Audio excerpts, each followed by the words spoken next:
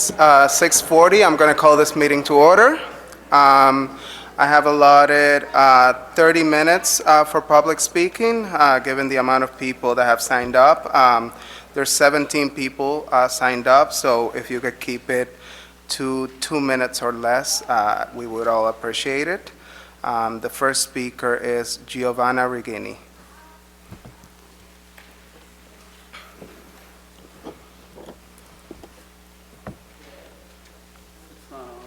I think it's on now. Okay.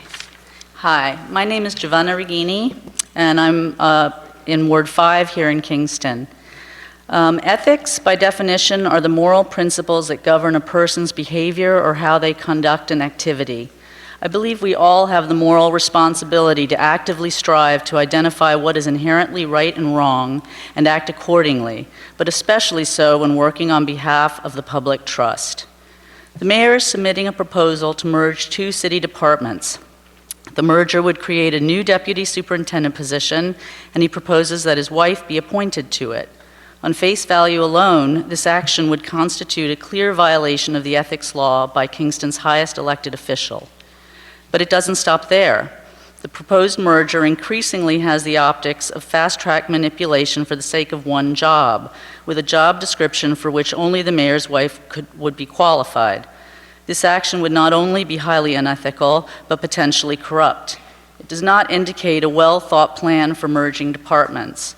An explanation is needed for why restructuring our government is necessary other than to provide a job promotion, and exactly how it will be implemented with our city's best interests in mind.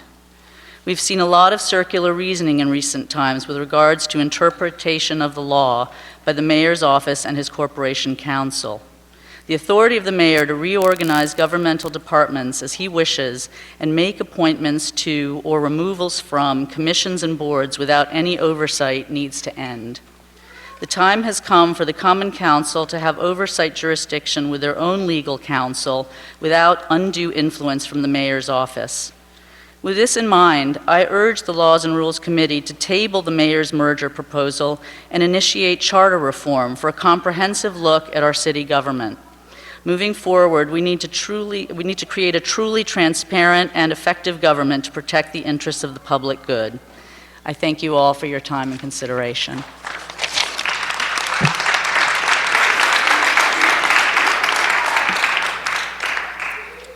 Sarah Wank.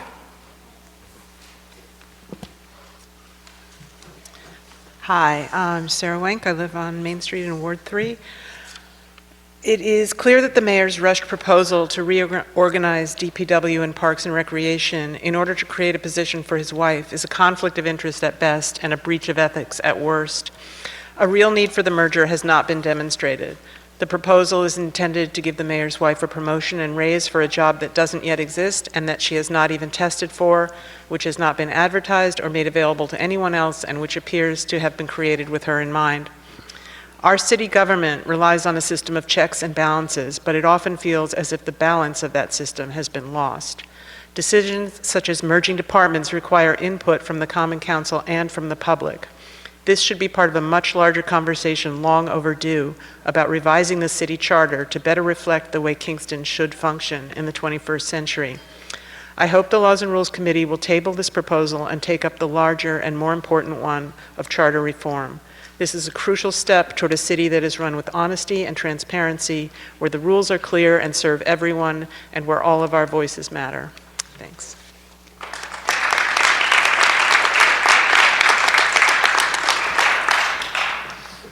Stephen Murphy. Hi, good evening. I'd like to speak about the Emergency Tenant Protection Act proposal. My wife and I, we live in Stony Run Apartments on Hurley Avenue, and I'd like to speak about what's taken place since E&M Management took over the property. Since then, the office has been closed. It's open 2 days a week from 12 to 4 o'clock when people who work are not around, so we never were able to access the office. There's little or no communication. When you call the number for the office, it goes to voicemail. No one calls you back to answer any issues or concerns. Last December, we were urged to sign new leases for 2 years with an increase of $100 a month for those 2 years. And we were urged to sign these even though our leases weren't up until later this spring. That $100 a month increase was far more of an increase than we've had in 15 years at living in Stony Run. And by the way, we were advised by attorneys not to sign the new lease, so we're still under our current lease. Since E&M's taken over, we've had numerous maintenance issues in our complex, and I think most of you are at Lakeshore Villas and Sunset Gardens are experiencing similar issues of gas leaks, rodent infestation, and other issues that aren't being dealt with. When you have an issue, you're advised to call an emergency number. You call the number, you're asked to leave a message. You leave a message and you're told if no one calls back in 15 minutes, please call back. 2 weeks ago, we woke up on a Saturday morning with no hot water. Called the message service, no one called back. Went to our neighbors, they called the message service, no one called back. Sometime during the day on Saturday, we got a letter underneath our doors, we can't deal with this right now, we will deal with it first thing on Monday.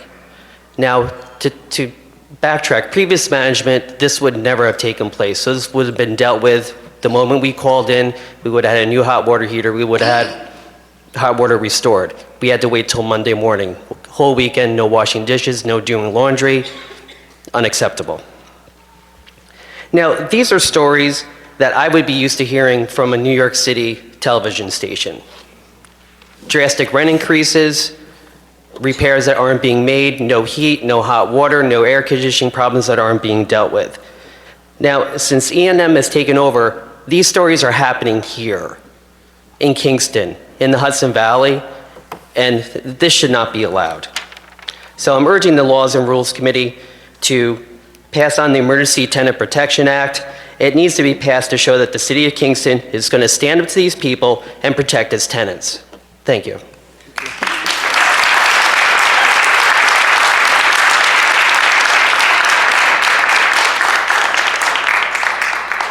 Callie Jane.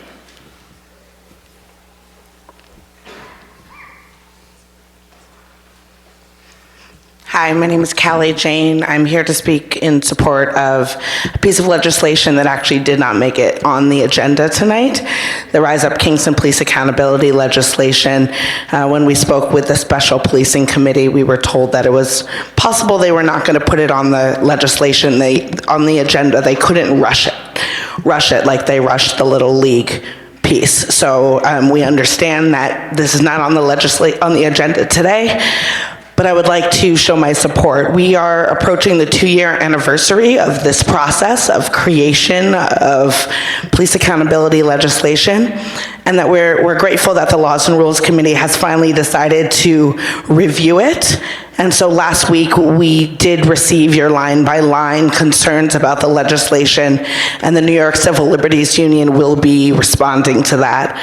In the meantime, we just wanted to remind you all, as we hope that you will be voting on it next month, or at least pieces of it. Sorry, I was just chasing my kid. And we hope to meet with the Laws and Rules Committee members that have yet to meet with us, because there have been a few that have not met with the Criminal Justice Committee at Rise Up Kingston. So we hope that when we reach out, that we will be able to meet with all of the Laws and Rules Committee members to speak to them about the legislation that has been built by the community for the past 2 years. Thank you.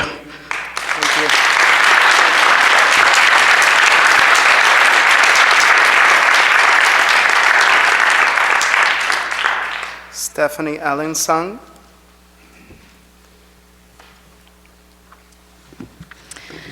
Stephanie Linsig, I'm a Ward 4 resident, and I'm also here to comment on the police accountability legislation. So the Laws and Rules Committee is continuing to stall in passing much-needed resolutions to memorialize guidelines and processes for the Kingston Citizen Police Commission. Councils, boards, commissions, and the like present some of the greatest opportunities of our democratic system to protect the interests of the people they purport to serve. As terms expire and election cycles bring in new representatives and party affiliations, the theory of justice remains timeless, but this requires statutes. You have a duty as democratically elected officials to engage in upholding this vital principle of democracy through transparent legislative processes that are ultimately answerable to the people. It's time to safeguard justice and detach it from the pleasure or discretion of whomever happens to be the governing individual of the time. It's time for the Kingston Citizen Police Commission to have robust legislation guiding the great power it holds. It's time to pass Rise Up Kingston's police accountability legislation. Thank you.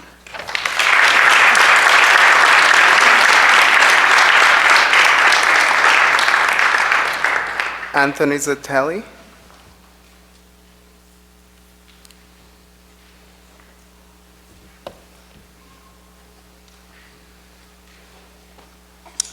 I'm Anthony Zatelli. I'm a resident of Ward 2 in the city of Kingston. I've been a resident of this beautiful city for the past 13 years. I'm also here to speak on the police accountability legislation. From my view, I feel this really more as an act of reparations. Specifically because reparations isn't always about the distribution of financial or property, but really the redistribution of, or the rebalance of power, and also the reclaiming of integrity for people of color. It seems to me that reforming the police commission allows people of color to have a sense of justice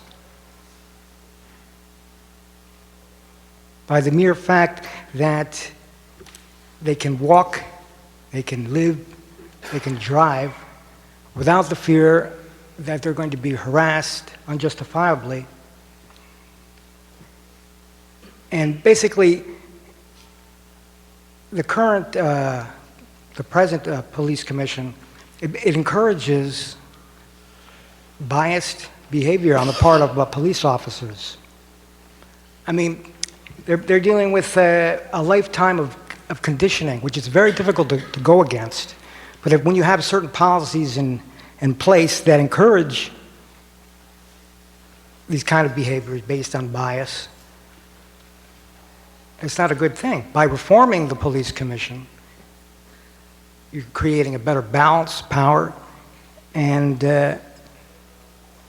there's the opportunity for people of color to actually reclaim their dignity and feel like they're true residents of this city and this country. Thank you. Thank you.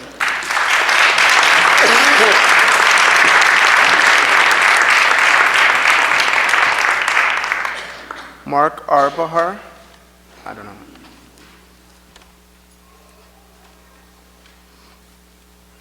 Mark Arbohar. Okay.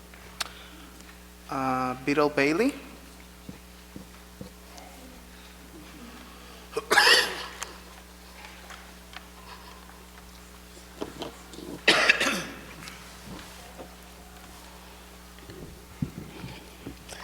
Hi. I'm here about police accountability. In our struggle for greater accountability, the Kingston community struggle for greater accountability from the police department, we've gone to the powers that be, elected and appointed, asking for rules, guidelines, and requirements for the police commission, the guardians of our guardians. This commission is responsible for hiring or should be responsible for hiring, firing, disciplinary action, training, assessments, things that are meant to keep our police department as bias-free as possible and our citizens as free of harassment and harm as possible. All too often, we have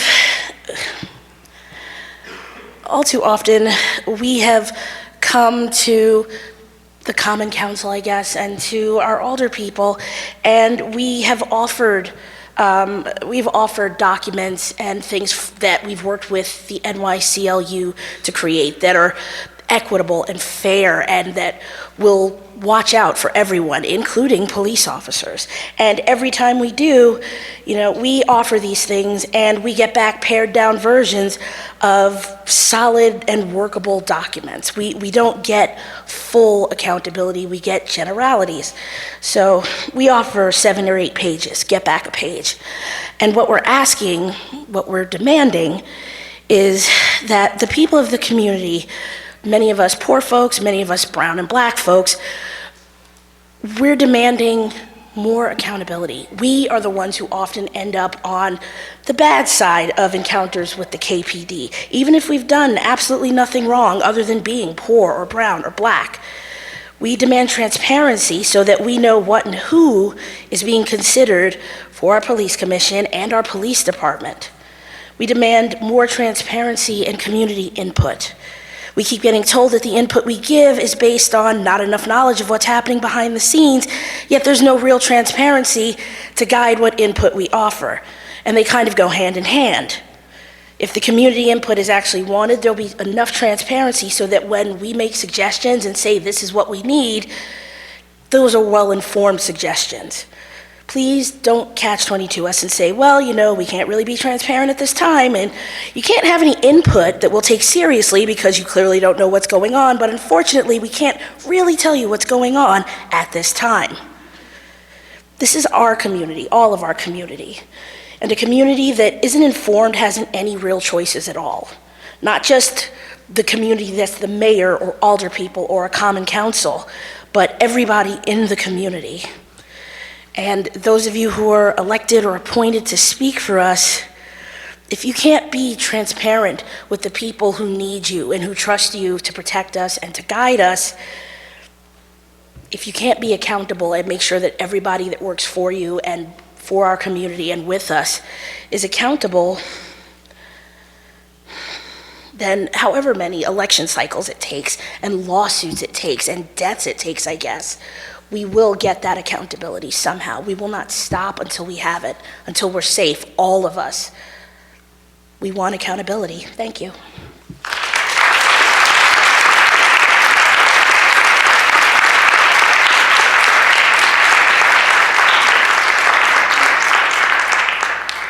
Alex Panagiotopoulos.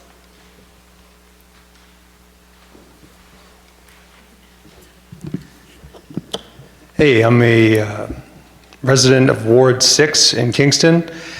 I am here in solidarity with the Kingston Tenants Union, and especially the tenants that are here tonight. They're risking their personal safety to be here, to even be seen in public, to advocate for more rights. They face eviction, they face rent hikes, they face landlord harassment from some of the people in this very room. And they're hoping that after months and months of uncertainty that you'll take a small step towards helping them stay in their homes. And you know what's in the report. While Kingston gentrifies and realtors and slumlord developers make massive profits by tearing apart our community, the tenants in this room tonight are left in limbo without any protections. Their pain isn't a spectacle to watch. It's not entertainment to be consumed. If you're in power, it's actionable. They don't want a pat on the head. They don't want to just be frowned at. They want actual protections so that they can stay in their homes. They want you to stand up to the parasitic real estate industry that in Kingston alone fought to end rent control in the 50s when we all had it. They fought to bring urban renewal, which, as we know, tore apart the community. They fought against building any public housing in the 70s. And now tonight, and for the last few weeks, they've been fighting against these meager protections that would only protect, about 20% of the city. So the safeguards that the tenants in this room tonight need, they aren't there right now. And if you're not willing to act, the tenants that you see in this room tonight, they will not be able to come to future meetings because they won't live in Kingston anymore. So even, whether it's the ETPA or other things that you need to do, you have to know that this is really urgent. And the people in this room tonight, they are not on a level playing field where they can just show up and advocate for themselves. It took a lot to get people to come here tonight. A lot of people were too scared to come tonight. So please consider that as you chart your path forward. Also, please do something about the police accountability. I think they have a good plan, so please do something with that. Thanks.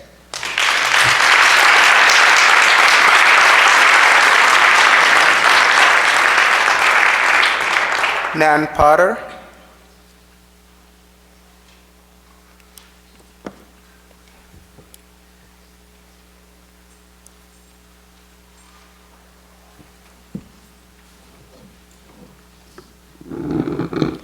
Nan Potter, Potter Realty on John Street in Uptown Kingston. I'm here tonight to speak about the rent control that you're going to be discussing. As the Laws and Rules Committee, I am only asking that you take on this as a really serious process and that you consider taking on some realtor, some landlords, and some investors and taking them into the committee or on taking their opinions on each step of the way on this whole act that's going to impact so many people in this room, including the tenants, the landlords, and the investors. There's a right path, and it can be the right path for everybody. One suggestion many investors have had is try to increase the number of units. Try not to impact the smaller properties, because because by impacting the little properties, you're discouraging the investors from coming in and improving the properties. Not so much driving the rents, but improving the properties and increasing the tax base, which the city needs. We have so much good going on right now in the city. We don't want to stop and discourage investors. We do want to provide housing. So we have to find an equal base where the tenants can stay here and can live here, but the investors can still come in, pay top dollar for properties, and benefit from the properties. And I'm just asking that you seek some opinions from people who are knowledgeable on the subject. That's it. Thank you.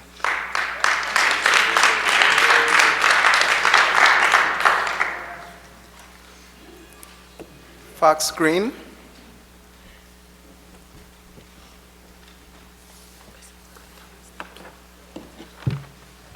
Hey there. I'm Fox. I'm a resident of Kingston. I went on Craigslist today and I searched for apartments in Kingston. I came up with 40 results. Only 15 of those were affordable for households making $50,000 or less, which is the median income in Kingston. Out of those 15, only 2 of them had an apartment with more than one apartment or one bedroom. So families cannot live in those apartments. And most of these apartments that I saw on Craigslist wouldn't even qualify for the ETPA. I mean, it's obvious if you talk to anybody in Kingston, anybody who's working class in Kingston knows we have an emergency. We didn't need like a study to tell us that. We all know there's an emergency. People are losing their homes. Families, retirees, students, they're staring down the barrel of homelessness all the time. I talk to people all the time. Regardless of what happens with the ETPA tonight, more needs to be done, and needs to be done quickly before we lose our whole community.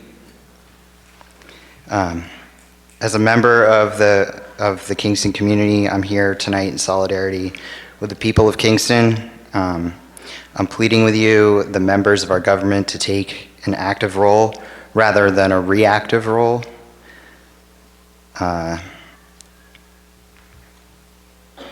Let's pass as many tenant protections as we can, not just the ETPA. We need to pass as much as we can, as quickly as possible, before our entire community is displaced. The real estate industry is obviously here tonight, and they think they can push us around. But, we're here, the people of Kingston, our voices are going to be heard, and we're not going to let their greed and profiteering get in the way of people's right to housing. I mean, I hope that you all will stand with that. Also, solidarity to those who are here for police accountability. Yeah, that's it.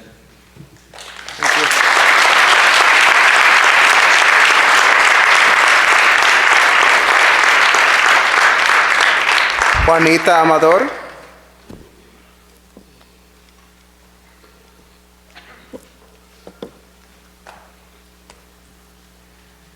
Good evening, everyone. My name is Juanita Amador. I have been fighting for tenants' rights here since 2018 of March. It's almost a year now, and we haven't even gotten close to anything. All I hear is meetings after meetings after meetings after meetings. You want to hear stories after stories after stories. We are not a zoo for you to come out and see and look at us. I just want to say, because people have to come out. People are scared. We have landlords who are threatening tenants who come out and speak out against these landlords. I don't know how many times we need to stand up and tell you, we elected you officials, we're asking you. We are hurting. Okay, the life of Kingston is dying, because if you look around, you don't see your same neighbors anymore. They are gone. I am a displaced Kingston tenant, okay? I don't longer live in Kingston because I was displaced by E&M management because of their non-repairs living in sewage, okay? I don't know what else to say to you guys, but that to let you all know, the people of Kingston are crying, and it's time for you guys to stand up. We need you guys to hold your place and help them, because they are looking towards you. They're the ones that are your constituents. They're the ones reaching out to you. They're the ones telling you. I know you've gotten phone calls, emails. They have reached out. We have said all the stories. We've been there. It's time to say put the foot down and say, hold these landlords accountable for the non-repairs. We have that habitability law. They're supposed to keep our homes in fair condition that someone can live in. If you look at some of these homes, you wouldn't even leave your dog in there, and you have more laws for a dog that's being held in a condemned building than you do for a tenant. It's not right. You know, I don't understand that. And then you look at it with the police accountability. Just because we're black, brown, poor, and colored, or whatever what you want to see us as, we are human. We bleed just like you. Okay? And because of this, we're getting landlords calling cops on us just to get us evicted by saying, oh, they are noisy or they're disruptive, when they're not doing a thing, but it's because of their color of their skin. Okay? Accountability is now on your laps. And the only thing I can say is what Elijah Cummings says. I only have a minute, 60 seconds in it. Forced upon me, I didn't choose it. But I know I must use it. Give account if it's abused, suffer if it's lost. Only a tiny little minute, but there's eternity in it. This is your minute. Each and every one of yous. What do you want to be known for? Okay, what do you want to have your legacy be known for? That you let Kingston die and let the poor people suffer? I understand we're about to have free Wi-Fi in Midtown Huts in Kingston. Nice. So I guess the homeless people can now Netflix and chill on Broadway, okay? Because they don't have a home to do it in. We ain't gonna need free Wi-Fi. What we need are homes that we can live in that are decent. And we're not asking for stainless steel appliances, but we're asking for a stove that works. That's all we need. So now I'm putting it all in your hands. The time is not here anymore. It's like being an EMT that I was for so many years. It's called the golden hour. When you get the call, this call came out to you last year. You have 1 hour, really 45 minutes to get that patient to the hospital to really save their lives. The faster you get them there, the faster you have a chance to save their lives. Well, we're at the last 15 minutes.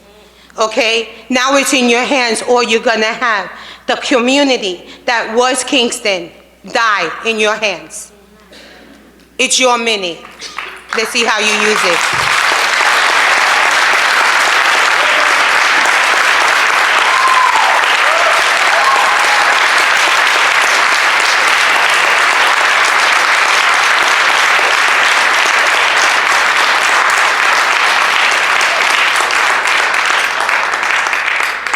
Patrick DeLeon.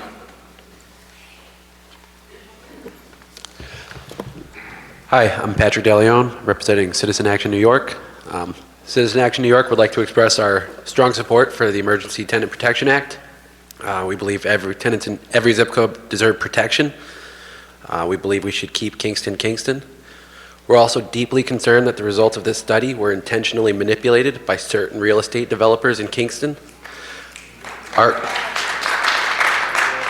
Our community of housing advocates has noted actions such as widespread evictions and non-compliance throughout this process. It is clear that these actions by predatory property owners have had their intended effect.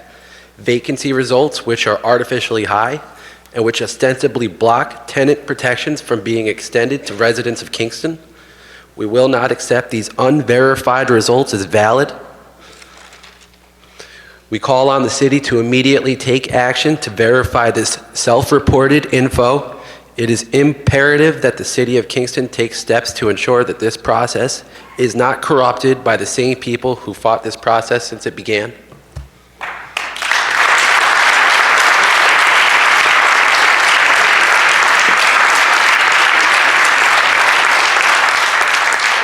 Deborah Lappy.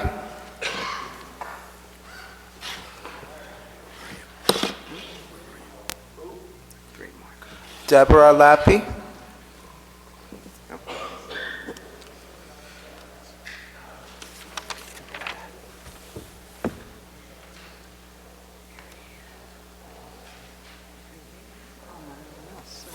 Marianne Mills. Marianne Mills.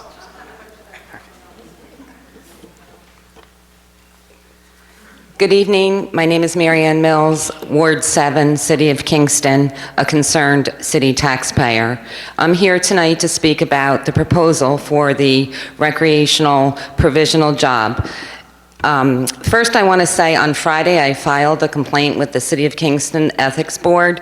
I attended their meeting today. It was a very informative and successful meeting, and I would like to say I commend the Ethics Board for their time that they gave to the public that did show up today. As well as on Friday, I filed the same complaint with the Attorney General's office, and I have received some information from them, and I'm awaiting some more information. My complaint was that in a $23,000 raise for one individual, and I listened to all these people trying to afford their rent, and one person is getting a $23,000 raise. I got a raise this year, but I didn't get $23,000. Also, there was question of out-of-title pay. Per the Civil Service Law, out-of-title pay should only be permitted in emergency situations. The Sustainable Coordinator, which is Julie Noble, I had foiled information for the summer. She received out-of-title pay for performing DPW tasks. At that time, who did her job when she was doing DPW? At that time, I didn't know until recently, she was most likely being groomed for the provisional job that's being put out there. She has an office at DPW. She did out-of-title work. She attended classes in Watertown. The public needs to know this information. This is information that's not in the article. In addition, in the Noble administration, 2 assistant DPW superintendents, one was admin, one was garage. Those positions were eliminated from the budget. You voted on that budget. The position, one was transferred to a garage foreman. The other was given an alternative to become the city carpenter, or he would lose his job. So that was money taken out of the budget, and 2 assistant superintendent, similar positions to one being proposed now. Were these 2 employees offered another assistant superintendent job with this merger or potential merger? I think not.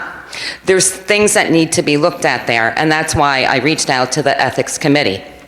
Also, I have a piece from an article that I'm going to quote the mayor from 2008, and I believe it was from HV1.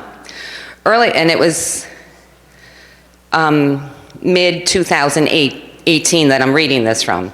Earlier this month, I was advised by Corporation Counsel that due to my spouse being a member of the CSEA, I have a conflict of interest relative to my involvement with the CSEA negotiations, Noble wrote in an emailed statement on Monday. Immediately thereafter, I acknowledged this conflict, and the City Comptroller, John Toohey, immediately assumed my role for duration of these negotiations. The best part of the article: during the contentious 215 Democratic primary, Gallo supporters sought to make an issue of Julie Noble's city job, saying it would create a conflict of interest were her husband to become mayor. At that time, Steve Noble said he recognized the potential for conflicts of interest and that he would deal with the issue by recusing himself from decision-making involvement in his wife's employment. I don't know if that's occurring, and I think it's something that this committee needs to look long and hard at. The Ethics Board is going to await a response because the city also filed with the Attorney General's office for advice. But there's civil service laws out there. There are things that need to be looked at, and you have the resources as aldermen to reach out and dig in and find out what's going on and if this is something that we should accept or not accept. Thank you. Thank you.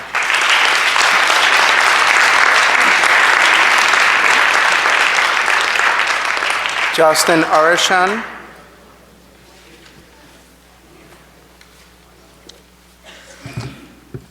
Hi, my name is Justin Orishan. I'm a Ward 3 tenant, and Juanita said it, but when it comes to housing in Kingston, we're in a dire moment right now.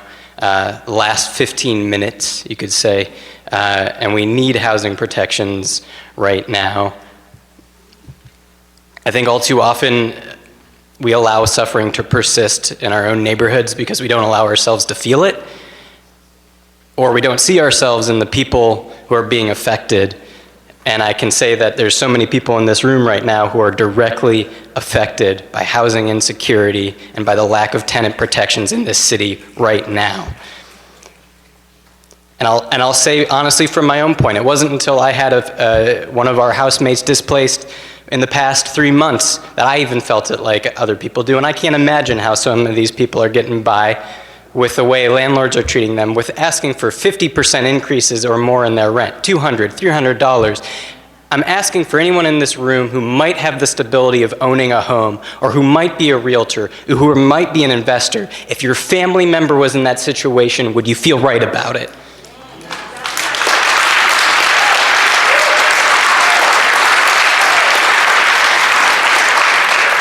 And I speak to this from a place that I grew up the son of a realtor and a landlord. I understand the challenges associated with having to care for tenants. But here's the thing, it takes caring for tenants. And I'd like to extend trust to the realtors and landlords in this room that you have genuine care for your tenants. And if you do, you would have concern for the city of Kingston in this moment, because people are suffering, people are in pain. And if you have stability, you probably don't see it. Week by week, we're seeing full rental complexes go up with advertisements to say, look, you can raise the rent $300, $400, $500. Make a great profit. We've canvassed those places, we've knocked on those doors. Do you know what those people in those properties are feeling right now? Absolute fear, absolute concern for whether or not they're going to be able to live here in a month, 2 months, 3 months. That's not to mention the folks who've already been served eviction notices, 30-day notices, 60-day notices, because their rent has to go up 50, 60%. It's tragic, and we are allowing ourselves to sit here and just let this suffering happen. And I fear that some of the folks who might be supporting or be against tenant protections are going to get to a stage where they realize, oh wait, yeah, there's part of our community that's just absolutely dissolved and gone. Or maybe they won't notice it because they don't sit in those circles and they don't have the opportunity to see the pain, to see the fear, to see that, because that's what people are feeling right now. And so what I'm asking for anyone in this room, for all of you good folks here, for folks here sitting here, and hopefully the folks that we can reach beyond here, to actually sit and feel what we're feeling in this moment. Because that's what we need. Because when we don't let ourselves feel that, then we wall ourselves off from the suffering and the protections that have to be put in place for that suffering in this moment. That's my piece on that. I also want to give full solidarity to Rise Up Kingston's police accountability legislation, because we need to push that through as well, because people are in pain and suffering around that too. So thank you.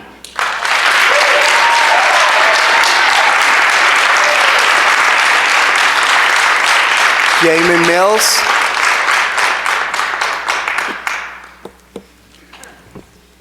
Hi, Jamie Mills, Ward 7. I wanted to talk a little bit tonight about the whole Parks and Rec fiasco. When I first heard of it, my first thought was, why?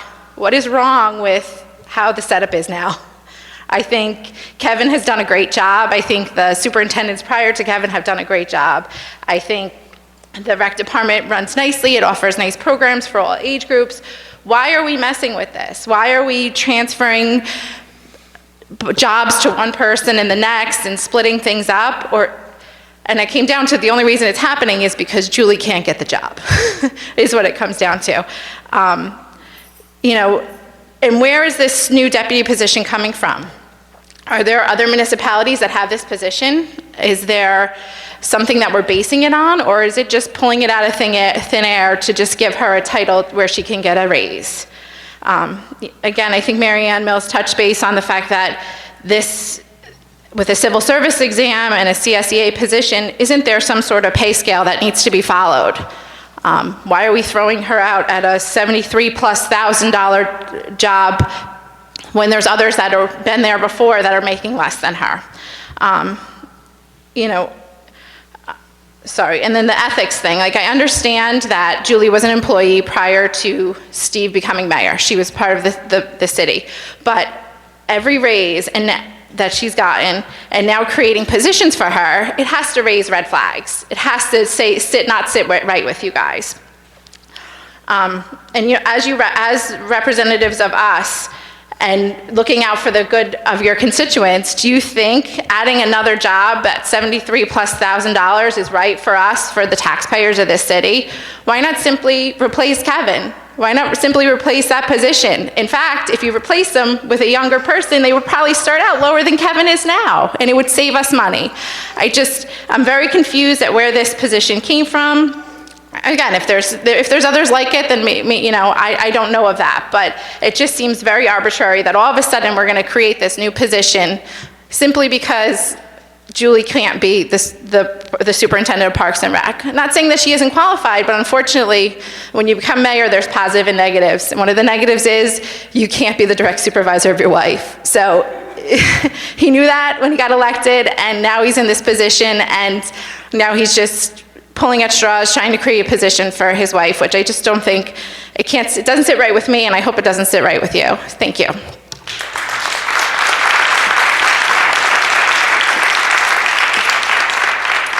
Rick Lanzarone.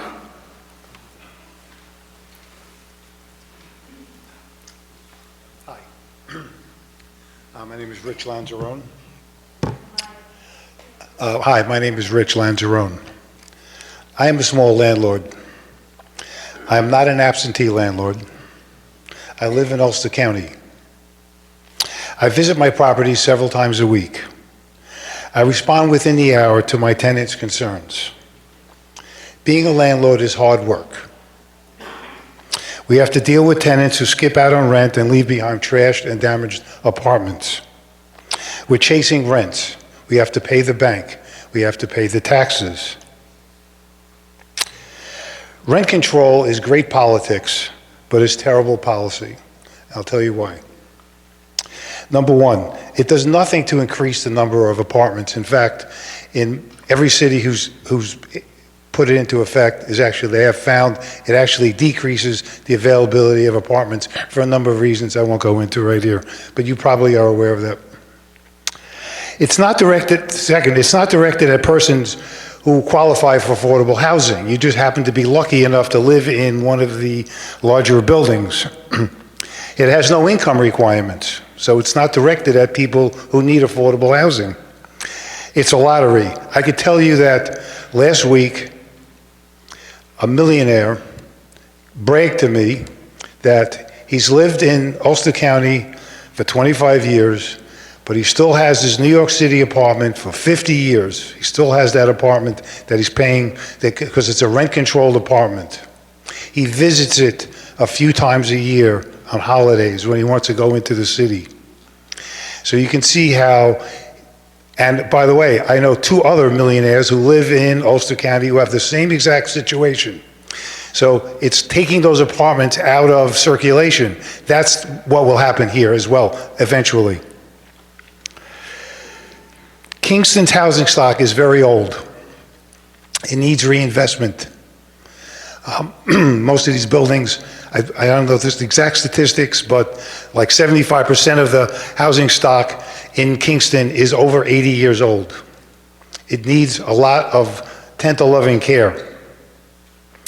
The proposed limitations on the recoupment of improvement costs make it impossible to make the necessary improvements. Leaking roofs, worn appliances, threadbare floors. That's the future for the tenants. So this is not really great for tenants either, because there will be no money to do any improvements. So these apartments, however they are, will be frozen in time forever. The opposing political pressures that inevitably will limit rent increases, because you're going to have a board who's sensitive to politics, and combined with rising tax rates and other expenses, will bankrupt the affected properties within 10 years. And I can share with you the spreadsheet that shows you that projection. Kingston will then be filled, and it'll happen slowly. But at the end of 10 years, Kingston will be filled with zombie properties, bank-owned, and will drag the entire city down. It doesn't really help tenants when landlords will walk away from their buildings and the heat goes off and the electric goes off and the roof leaks. Then what's going to happen?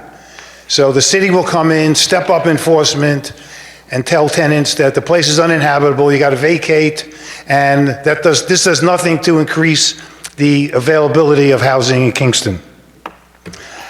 The question is, do you want to incentivize investment and the continued renaissance in the city, or do you want to incentivize deterioration and decay? This is the question.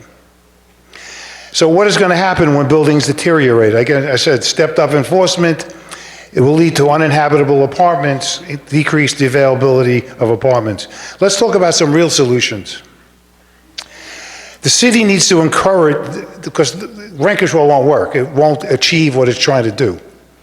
Real solutions, let's talk about that. Let's encourage the development of affordable housing. Let's fix our zoning problem. I mean, it's almost impossible to build anything. I mean, it's been said that Kingston really needs like 1,600 new units. Now, we have a developer trying to add like 150, a bunch of which are affordable. And think about the trouble he's having doing that. So the city is part of the problem. I would tell you, in its zoning is part of the problem. So we need to change that and actually incentivize zoning to incentivize development and the creation of additional housing. Another problem is taxes. My next door neighbor, who's a landlord, he shared with me what his rent roll is and what his taxes are. Do you realize that? I don't know if tenants realize this, but 1/3 of the rents he brings in goes out to the city in taxes. So think about that. So one thing the city can do is put a hold on tax increases. So I'm just encouraged the city to think about solutions that will actually work, and don't try to do the politically popular thing and adopt solutions that have proven that do not work. So thank you.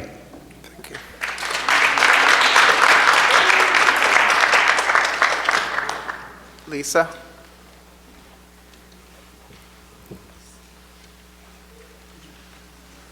Sorry, I forgot your last name.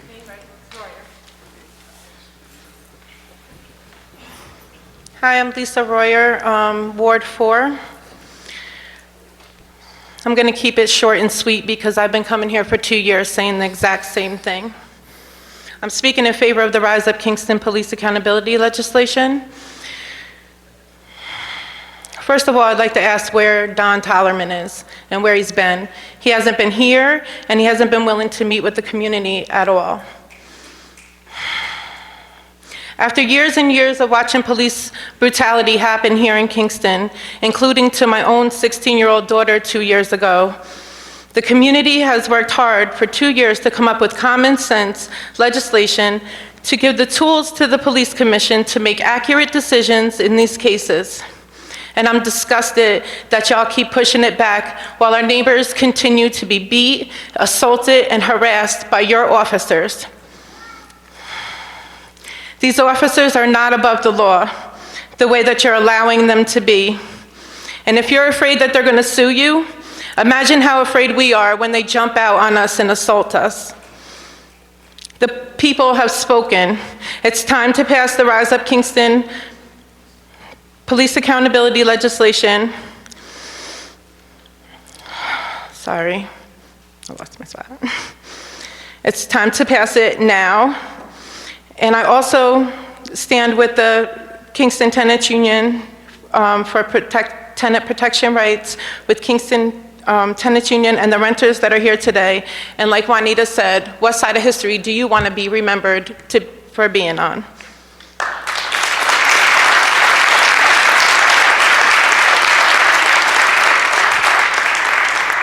Glenn Thomas?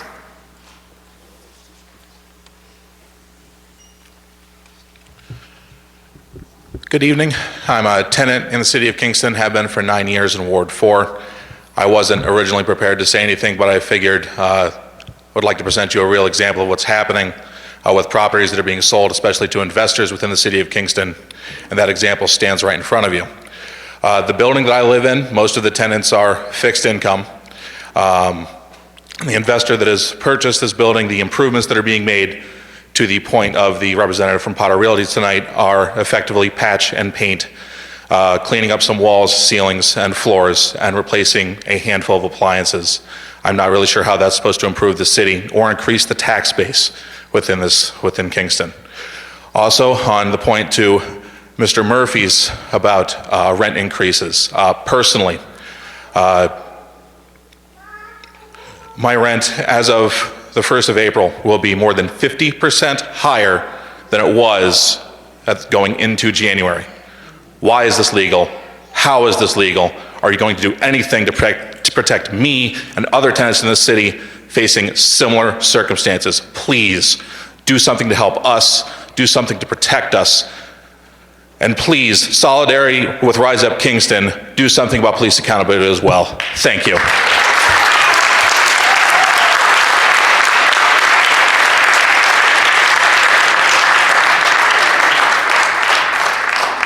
Tanya Garment. Hi, Tanya Garment, 102 Ward Street. Cities that were largely developed before the suburban sprawl that hit most of the United States and is still expanding as we speak are in high demand now. This hypergentrification we had warnings of this a long time ago. So we're in demand, and I disagree that we should not allow large landlords or landlords to come here, pay top dollars for properties, and make a profit above ensuring that the people who live here have a safe place to live. There's a real divide in Kingston of the haves and has-nots. I encourage you to watch some planning board meetings. They don't, there's a real culture of thinking of tenants as loud, dangerous people that need to be watched. And you see the way that don't approve accessory dwelling units because it's going to allow 2 bedrooms instead of 1, and the landlords won't be there except for on weekends. The landlords want somebody to watch their building. No, the planning board makes the point that the landlords have to be there to watch the tenants. There's a real culture that we need to get over in Kingston, and it is an emergency situation. There is a difference between rent stabilization and rent control. I think that needs to be noted. And I also think that people need to be able to develop their buildings in more variety of way. We need more ability to have accessory dwelling units, single room occupancy. We need parking management rather than just adding parking lots everywhere and disallowing people to have property. I want to talk about this proposed merger of, and I'll be fast, I want to be the proposed merger of DPW and the Department of Parks. Has the head of DPW gone through training to understand how the Department of Parks works? There's no indication that he's going to get a raise to be able to do this, but this is a lot of extra work. This is something that we haven't gotten the backup documents as of the closing of City Hall tonight. I hope that this will be tabled. And as was mentioned by other people, we do have many reasons for charter reform. The way that we have boards and commissions, the planning board I think is a good example of how we need the common council to be able to vote on who's appointed at boards and commissions. The police situation is at a point where it's an emergency. We need to get our act together, and this is a situation where you really need to, don't just take the mayor's word for it. Really think about this. Thank you.